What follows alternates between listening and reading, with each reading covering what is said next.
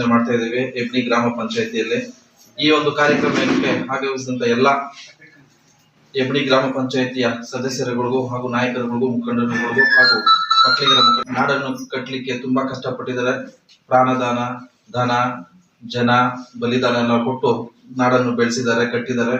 ಹಾಗಾಗಿ ಅವ್ರಿಗೆ ಈ ಒಂದು ದಿನ ಜಯಂತಿನ ಆಚರಿಸಲಿಕ್ಕೆ ಎಲ್ಲರೂ ಬಂದಿದ್ದಾರೆ. ಎಲ್ಲರಿಗೂ ಸ್ವಾಗತ ಕೋರುತ್ತಾ ನಾಲ್ಕು ಮಾತನ್ನು ಮುಗಿಸ್ತೀನಿ.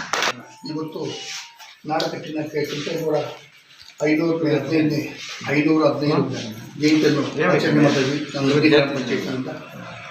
ಇಲ್ಲಿ ಕುಲಬಾಂಧವರೆಲ್ಲ ಸೇರಿದ್ದಾರೆ. ಅದೇ ರೀತಿಯಾಗಿ ಗ್ರಾಮ ಪಂಚಾಯತ್ ಸದಸ್ಯರೆಲ್ಲ ಸೇರಿ ಈ ಕಾರ್ಯಕ್ರಮವನ್ನು ಯಶಸ್ವಿಯಾಗಿ ಮಾಡ್ತಾ ಇದ್ದಾರೆ. ಈ 4 ಮಾತುಗಳಿಗೆ ಅವರಿಗೆ ಅವಕಾಶ ಕೊಟ್ಟು ಎಲ್ಲರಿಗೂ ನಮಸ್ಕಾರ.